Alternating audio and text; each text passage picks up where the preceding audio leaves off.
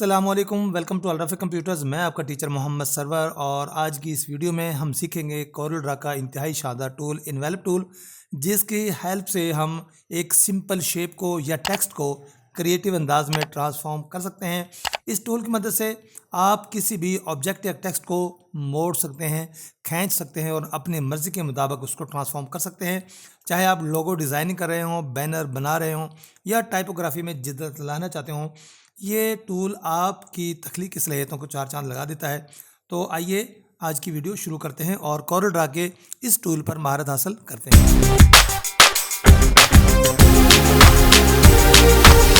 मैंने यहाँ पर कुछ टेक्स्ट और कुछ ऑब्जेक्ट्स बना के रखे हुए हैं ताकि हमें काम करने में आसानी रहे और टाइम की बचत हो सके। तो जिस ऑब्जेक्ट या टेक्स्ट पर आप ये टूल अप्लाई करना चाहते हैं, आपने सबसे पहले उसको सिलेक्ट करना है। यहाँ पर मैं आपको दो चीज़ें और बता दूँ। नंबर एक कि आप इस टूल को जो हमारा टूल बार है यहाँ से भी यूटिलाइज़ कर सकते हैं। जैसा कि आप लेफ़्ट साइड पर देख सकते हैं, यहाँ पर टूल बार मौजूद है और बाय डिफ़ॉल्ट यहाँ पर आपको ये शैडो टूल नज़र आ रहा होता है। ठीक है, शैडो टूल वाला जो ग्रुप है, इसके नीचे आपको बाकी टूल्स भी मिल जाते हैं और यहाँ पर ये इन्वेलप टूल मौजूद है। जैसे ही आप इन्वेलप टूल को सिलेक्ट करते हैं, यहाँ पर क्लिक करने के बाद आपको टॉप पर इसकी प्रॉपर्टीज़ नज़र आ जाती हैं। एक तो तरीका ये है कि आप यहाँ से इन प्रॉपर्टीज़ को यूटिलाइज करके अपने डिज़ाइन को मॉडिफाई कर सकते हैं। दूसरा तरीका ये है कि आपने अपने कीबोर्ड से कंट्रोल F7 को प्रेस करना है। जैसे ही आप कंट्रोल की के साथ F7 को प्रेस करेंगे तो आपको राइट साइड पे इसका एक डॉकर खुला हुआ नज़र आ जाएगा। अभी मैं इसको दोबारा अप्लाई करता हूँ, कंट्रोल F7। अब ये देखें, राइट साइड पे आपको ये डॉकर नज़र आ गया है जहाँ पर कुछ प्रीसेट्स बने बनाए आपको मौजूद हैं और इसके दीगर ऑप्शंस हैं जिनको अभी हम डिटेल से जानेंगे। अच्छा, ये डॉकर अगर आप शॉर्ट की नहीं यूज़ करना चाहते तो मैं इसे मिनिमाइज़ कर देता हूँ। आपने जाना है आपने विंडोज़ में नहीं जाना, आपने जाना है इफेक्ट मेन्यू में। इफेक्ट मेन्यू में ये देखिएगा इन्वेलप टूल ऑलरेडी चेक लगा हुआ है। चूँकि मैंने यहाँ पे इन्वेलप टूल को ओपन कर रखा है, अगर मैं इसे यहाँ क्रॉस कर दूँ और अब मैं इफेक्ट मेन्यू में जाऊँ तो ये देखिएगा यहाँ से चेक हट चुका है।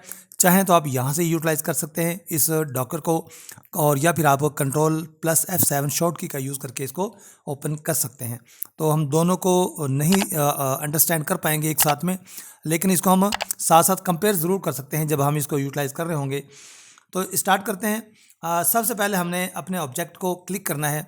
देखिए, जैसे ही मैंने इस ऑब्जेक्ट को क्लिक किया, यहाँ पर ये भी एक्टिव हो जाता है। यहाँ से हम जो चाहें प्रीसेट यूज़ कर सकते हैं। और अगर आप प्रॉपर्टी की बात करें तो प्रॉपर्टी में आपको यहाँ पर कुछ ये इसके प्रीसेट्स मिल जाते हैं। अगर मैं पिंच पर क्लिक करता हूँ तो कुछ इस तरह की शेप आपके सामने आ जाती है।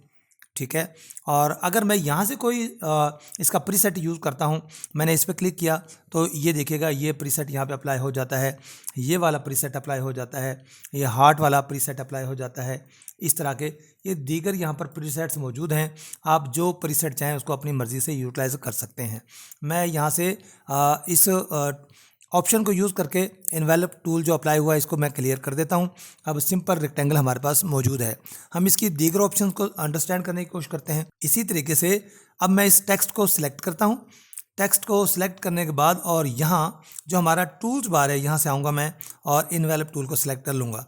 जैसे ही मैंने इन्वेलप टूल को सिलेक्ट किया, आप देखेंगे कि यहाँ पर आपको कुछ नोड्स मिल जाते हैं। इन नोड्स की हेल्प से आप चाहें तो इसमें कर्व डाल सकते हैं और चाहें तो आप इसकी लंबाई में इजाफा कर सकते हैं। जिधर चाहें उधर इसको आप खींच सकते हैं। मैं इसको भी क्लियर कर देता हूं और साथ ही मैं आपको ये बता दूं कि यहाँ दरमियान में आपके पास ये कुछ नोड्स दिए हुए हैं। अगर आपने ये नोड्स क्लियर करने हैं तो सेलेक्ट करके आप डिलीट कर सकते हैं, या यहाँ पर ये माइनस की ऑप्शन मौजूद है, डिलीट नोड्स। मैंने यहाँ पर क्लिक किया तो नोड्स आपके डिलीट हो जाते हैं। अब मैं इन वाले नोड्स को भी डिलीट कर देता हूँ, ये भी मैंने डिलीट कर दिए। अब अगर मुझे नोड्स ऐड करने हों, अगर मुझे अपनी इस शेप को मज़ीद अपना मॉडिफाई करना है तो मैं इसमें मज़ीद नोड्स भी ऐड कर सकता हूँ। करना क्या है, जिनके दरमियान में आप नोड ऐड करना चाहते हैं, जैसा कि मैं ये दो नोड्स ले लेता हूँ, इनको मैंने सिलेक्ट किया और यहाँ प्लस पर मैं क्लिक करूँगा तो देखिएगा दरमियान में एक नोड का इजाफा हो चुका है। अगर मैंने पूरे टेक्स्ट को सिलेक्ट किया होता तो हर 2 पॉइंट्स जो मेरे सिलेक्टेड होते हैं उनके दरमियान में नोड का इजाफा हो जाना था। मैं Ctrl+G करता हूँ। अब तमाम टेक्स्ट को मैं सिलेक्ट करता हूँ और यहाँ से प्लस ऐड नोड वाला जो है प्लस पे क्लिक करता हूँ तो आप देखेंगे हर 2 नोड के दरमियान यहाँ पर भी इन दो नोड के दरमियान में भी और यहाँ पर भी आपको मजीद नोड्स मिल जाते हैं। अब ये नोड्स क्या हैं? जैसा हमने पिछली वीडियोस में शेप टूल को सीखा था कि शेप टूल की हेल्प से हम अपनी तमाम शेप्स को मॉडिफाई कर सकते हैं, सेम इसी तरीके से आपको यहाँ पर वो शेप टूल के तमाम कंट्रोल मिल जाते हैं। जैसा कि यहाँ पर ये कस्प नोड है जो कि आपको आज़ादी देता है, किसी भी नोड पर जो दो हैंडल हैं उनको आप सेपरेटली यूटिलाइज कर सकते हैं। अभी देखिएगा मैं एक हैंडल को घुमा रहा हूँ तो दूसरा घूम रहा है, एक को छोटा बड़ा करता हूँ तो उसके साथ भी ये आपस में लिंक होते हैं। मैं कंट्रोल जी कर देता हूँ। अगर मैं इसे सिलेक्ट करूँ और कस्प नोड पर क्लिक कर दूँ तो ये देखिएगा ये दोनों नोड्स आज़ादी से मूव कर सकते हैं। एक नोड को मैं अपनी मर्जी से यूटिलाइज कर सकता हूं। अगर आप इन दोनों नोड्स को एक साथ ही यूटिलाइज करना चाह रहे हैं तो फिर यहाँ आपके पास स्मूथ नोड्स के ऑप्शन भी मौजूद है। इसमें क्या होगा कि आप एक नोड को मूव करेंगे और दूसरा नोड भी आपका उसके साथ ही मूव करेगा, लेकिन देखें एक की मैं लेंथ को बढ़ा रहा हूं तो दूसरे पर कोई असर उसका नहीं हो रहा। अगर आप चाहते हैं एक का साइज में बड़ा करूं तो दूसरा भी साथ ही बड़ा हो जाए तो फिर हम इसकी जो तीसरी ऑप्शन मौजूद है हमारे पास ये वाली, ये है सिमेट्रिकल। सिमेट्रिकल का मतलब ये होता है कि जो चेंज मैं एक साइड पर ला रहा हूं वो दूसरी साइड पर भी सेम उसकी चेंजेस आएंगी। एंगल चेंज कर रहा हूं तो दोनों के चेंज हो रहे हैं, और अगर मैं इसके लेंथ को बड़ा या छोटा कर रहा हूं तो भी ये एक साथ ही बड़े या छोटे हो रहे हैं। अब मैं इसके इन्वेलप को क्लियर कर देता हूं और हम इसकी मजीद जो दीगर ऑप्शन हैं उन पर गौर करते हैं। अब ये टेक्स्ट है और ये ऑब्जेक्ट है, इसके अलावा कोई और भी हो सकता है। हम किसी भी कोई इमेज भी हो सकता है उसके ऊपर भी इसको अप्लाई कर सकते हैं, लेकिन अभी हम क्लास को छोटा रखने के लिए इन्हीं को यूटिलाइज करेंगे। ठीक है, टेक्स्ट को ही मैं सिलेक्ट रहने देता हूं और दोबारा से मैं अपने इन्वेलप टूल को सिलेक्ट करता हूं और यहाँ पर मैं आपको ये दिखा देता हूँ कि यहाँ पर दो ऑप्शन हैं, फ्री हैंड और रेक्टेंगुलर। आप जिस ऑप्शन को यूज़ करना चाहें वो कर सकते हैं, और ये प्रीसेट के साथ प्लस माइनस की ऑप्शन मौजूद है। अगर आप यहाँ पर, जैसा कि मैंने ये थोड़ा सा ये चेंज किया, अब ये मेरा एक नया इन्वेलप बन गया है। अगर मैं इसको एज ए प्रीसेट सेव करना चाहूँ तो यहाँ पर मैं सेव भी कर सकता हूँ। मान लेते हैं कि मैंने कुछ इस तरह से इसको चेंज किया और प्लस पे मैंने क्लिक कर दिया। अब ये जैसे मैं यहाँ पर करूँगा तो ये मेरे से नाम पूछेगा, अपने प्रीसेट का नाम बता दें। मैं लिख देता हूँ माई प्रीसेट। ये वैसे हमारा सबसे एंड का काम होना चाहिए, लेकिन अभी शुरू में था तो मैंने सोचा इसे क्लियर कर लेते हैं। अब क्या होगा कि ये प्रीसेट बन चुका है। जैसे ऑलरेडी हमारे पास ये प्रीसेट थे, ये एक मेरा प्रीसेट बन चुका। यूज़ कैसे करना है? जिस शेप के ऊपर आपने इसको अप्लाई करना है, मैंने उस शेप को सिलेक्ट करना है। ठीक है, और मैं इन्वेलप टूल सेलेक्ट करने के बाद प्रीसेट्स में जाऊंगा और यहाँ पर माई प्रीसेट के नाम पर मौजूद है। देखते हैं क्या इधर ये शो होता है। नहीं, इधर ये यहाँ पर शो नहीं हो रहा। ठीक है, तो हम इधर से ही इसको यूटिलाइज करेंगे। प्रीसेट में जाएंगे और माई प्रीसेट पे मैं क्लिक करता हूँ तो देखिएगा जैसे इस टेक्स्ट के अंदर ये नीचे वाली लाइन पे कर्व डला था, सेम हमारे इसके ऊपर भी ये कर्व डल जाता है। मैं इसे भी क्लियर कर देता हूँ और इसका भी इन्वेलप क्लियर कर देता हूँ, ताकि इसी टेक्स्ट को हम बार बार यूज़ करें और मुझे बार बार लिखना ना पड़े। ठीक हो गया। दोबारा से मैं टेक्स्ट को सिलेक्ट करके इन्वेलप टूल को सिलेक्ट करता हूँ। अब यहाँ पर कुछ और टूल्स हैं, उनको हम थोड़ा सा डीपली समझ लेते हैं। ये टॉप पर आपका जो बाय डिफ़ॉल्ट है, ये यहाँ पर लिखा है अनकंस्ट्रेंड मोड। ये क्या करता है? ये आपके इन्वेलप को फ्री फॉर्म आप इसको अप्लाई कर सकते हैं और जिधर चाहें अपने इसको यूटिलाइज कर सकते हैं। लेकिन आपके पास जो तीन आगे मज़ीद ऑप्शन हैं, पहली ऑप्शन है स्ट्रेट लाइन। स्ट्रेट लाइन क्या करती है? अगर मैं ये सिलेक्ट करता हूँ और यहाँ से एक नोड को पकड़ के मैं ऊपर करूँ या नीचे करूँ, ये देखिएगा। ठीक है, अब जैसे मैंने इस नोड को पकड़ के ऊपर खींचा तो ये देखिए बिल्कुल स्ट्रेट लाइन में हमारा जो ये शेप जो है ये ट्रांसफॉर्म हो जाती है। ठीक है, कंट्रोल जी करता हूँ और अब मैंने क्या करना है, शिफ्ट की हेल्प से इसको पकड़ के ऊपर उठाना है। शिफ्ट प्रेस किया और अब मैं करता हूँ।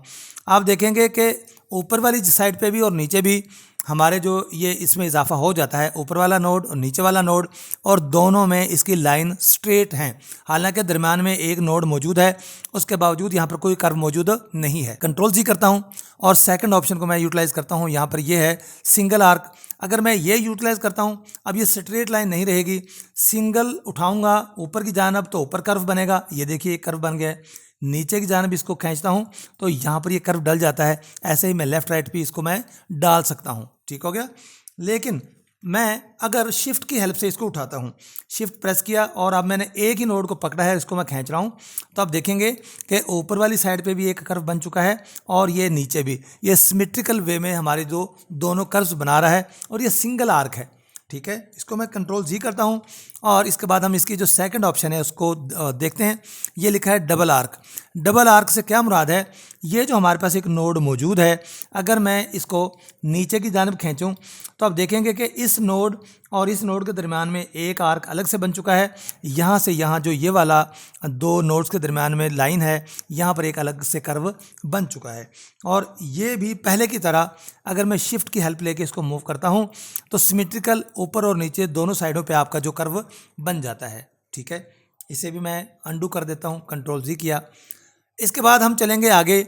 यहाँ पर ये कुछ चीज़ें आपके पास मौजूद हैं जो बाय डिफ़ॉल्ट यहाँ पर पुटी, और ये हॉरिजॉन्टल और ये ओरिजिनल है, और वर्टिकल कुछ इस अंदाज में आपके पास ये चीज़ें मौजूद हैं। इसको भी हम यूज़ करके देखेंगे। तो मैं कुछ यहाँ पर ना टेक्स्ट लेके ऑलरेडी बैठा हुआ हूँ और मैंने कुछ शेप बनाई हुई थी। ये मैंने कुछ टेक्स्ट लिखा है। अब मैं इन तीन जो टेक्स्ट के पार्ट्स हैं, इस शेप के तीनों पार्ट्स में मैं फिट करना चाहता हूँ और मैं चाहता हूँ कि ये शेप कुछ इस तरह से ढल जाए। तो हमारी जो सेकंड ऑप्शन है, ये देखिएगा यहाँ पर तीन ऑप्शंस मौजूद हैं। कीप लाइंस ये बाय डिफ़ॉल्ट है। सेकंड ऑप्शन मौजूद ये है ऐड न्यू इन्वेलप। हम जैसे यहाँ पर अपनी मर्ज़ी से फ्री फॉर्म में इन्वेलप जो है वो जनरेट कर रहे थे, हम वो कर सकते हैं। और जो सेकंड ऑप्शन मौजूद है वो है क्रिएट इन्वेलप फ्रॉम। मैंने ये जो शेप बना रखी है ये इन्वेलप नहीं है, ये बात अंडरस्टैंड कर लें। इसके ऊपर इन्वेलप अप्लाई नहीं हुआ, सिंपल शेप्स हैं। और ये जो मैं अभी आपको सिखा रहा हूँ इसी को यूज़ करके वीडियो के एंड में हम कुछ करके देखेंगे। और ये जो टेक्स्ट है, मैं चाहता हूँ इस शेप की तरह ये हो जाए और इसके ऊपर मैंने इन्वेलप टूल को अप्लाई करना है। ठीक है, अब मैं क्या करता हूँ कि यहाँ से इस टेक्स्ट को मैंने क्लिक किया और मेरे पास ये दो ऑप्शन आ जाती हैं। ठीक है, एक तो ये वाली कि मैं अपना नया इन्वेलप बना लूँ, और दूसरा ये हमारे पास ऑप्शन मौजूद है क्रिएट इन्वेलप फ्रॉम। अच्छा, यहाँ देखें ये क्लियर वाला अभी जो है ना हाईलाइट नहीं है। वजह क्या है, उसकी रीज़न ये है चूँकि हमें अभी इसके ऊपर इन्वेलप अप्लाई हुआ ही नहीं है। इन्वेलप होगा तो ये क्लियर की ऑप्शन हमें मिलेगी। तो मैंने क्या करना है, जैसे यहाँ पर क्लिक करूँगा ये ऑप्शंस आ जाती हैं, तो मैं यहाँ से क्रिएट इन्वेलप फ्रॉम क्लिक करूँगा। अब ये मेरे से पूछ रहा है कि किस शेप की तरह बनाना है, मैंने यहाँ पर क्लिक कर दिया। ठीक है, अब ये देखिएगा कि ये टेक्स्ट कुछ इस तरह से बन चुका है। ओके, अभी ये देखें कुछ सही प्रॉपरली ये जो है ना ये कर्व नहीं हुआ। अब यहाँ पर हम इस टूल को यूटिलाइज करके चेक कर सकते हैं। अगर मैं यहाँ पर हॉरिजॉन्टल करूँ तो देखिए ये कुछ इस तरह से लिखा जा चुका है। अगर मैं ओरिजिनल पे आ जाऊँ तो कुछ इस तरह से है। अगर मैं पुटी कर दूँ तो ये देखिएगा इसकी शेप से मुख्तलिफ अंदाज में चेंज हो रही हैं। तो जो आपको डिज़ाइन अच्छा लगे आप उसको इसके मुताबिक यहाँ से चेंज कर सकते हैं। ठीक है, तो बाय डिफ़ॉल्ट पुटी था, हम इसे ऐसे ही रहने देते हैं या इसको हम हॉरिजॉन्टल कर देते हैं। ठीक है, और अब मैं सेकंड वाली जो टेक्स्ट ऐसे सिलेक्ट करता हूँ, और अब चूँकि मेरे पास यहाँ पर एक इन्वेलप ऑलरेडी लगा हुआ है। ओके, इन्वेलप ऑलरेडी लगा हुआ है और ये शेप है, तो एक और शेप का इजाफा यहाँ पर हमारे पास एक और ऑप्शन बढ़ गई है, ये है कॉपी। इस इन्वेलप से मैं इसके ऊपर कॉपी भी अप्लाई कर सकता हूँ। एक डिज़ाइन बनाऊँ और उस डिज़ाइन को मुख्तलिफ ऑब्जेक्ट या टेक्स्ट के ऊपर अप्लाई कर सकता हूँ। मैंने अभी ये नहीं करना, मुझे ये इसके मुताबिक जैसे पहले किया था वही करना है। तो मैं ये क्रिएट इन्वेलप फ्रॉम को ही चूज़ करूँगा और मैं इसे ये बता दूँगा कि मुझे इस जैसा बनाना है। ये क्लिक नहीं हुआ, मैं इसे दोबारा अप्लाई करूँगा। ठीक है, ये जो आपका एरो बनता है वो उसके एरो का जो हेड है वो इस लाइन के ऊपर टच होगा तो ही अप्लाई होगा। और ये वाली जो टेक्स्ट है इसको मैं इसके जैसा बनाना चाहता हूँ, यहाँ पे आऊँगा और यहाँ से मैं इस पर क्लिक कर देता हूँ। अब अगर आप इन तीनों टेक्स्ट को उठा के इसको मैं इसके सेंटर और इक्वल कर देता हूँ, C फॉर सेंटर और E फॉर इक्वल। ये वाला जो टेक्स्ट है इसको मैं इसके सेंटर में कर देता हूँ और E फॉर इक्वल कर देता हूँ। ओके, और जो ये वाला टेक्स्ट है इसको उठा के मैं यहाँ पर C फॉर सेंटर और E फॉर इक्वल कर देता हूँ। अब जिसको हमने कॉपी किया था, इन जो हमारी शेप्स थी इनको अगर मैं यहाँ से सिलेक्ट कर लूँ, शिफ्ट की हेल्प से मैंने तीनों को सिलेक्ट किया और उठा के मैं यहाँ पर ले आता हूँ, तो ये देखिएगा कि जो हमारे तीन टेक्स्ट के पार्ट्स थे, 1 ग्लास वाटर, ये मैंने लिखा हुआ था, लेकिन मुझे मालूम था मैंने इसको इस तरह से करना है तो मैंने उनको अलग से करके रखा हुआ था। अब ये ग्लास की शेप में हमारे पास ये हो चुका है। इसका चाहें तो हम अपनी मर्ज़ी से कोई भी कलर दे सकते हैं। ठीक है, ये हम कोई भी कलर यहाँ पे दे दें। मैं यहाँ से चले इसका ना रेड कलर कर देता हूँ ताकि आपको प्रोमिनेंटली नज़र आ रहा है, और ये मैं ग्रीन कर देता हूँ और ये वाटर को हम ब्लू कर देते हैं।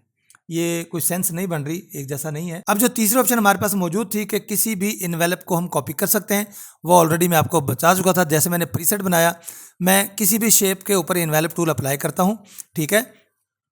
मान लेते हैं कि मैं इसको नीचे लाता हूँ, इसको यहाँ पे करता हूँ और इसको यहाँ पे करता हूँ और इसे मैं यहाँ पे करता हूँ, ठीक है।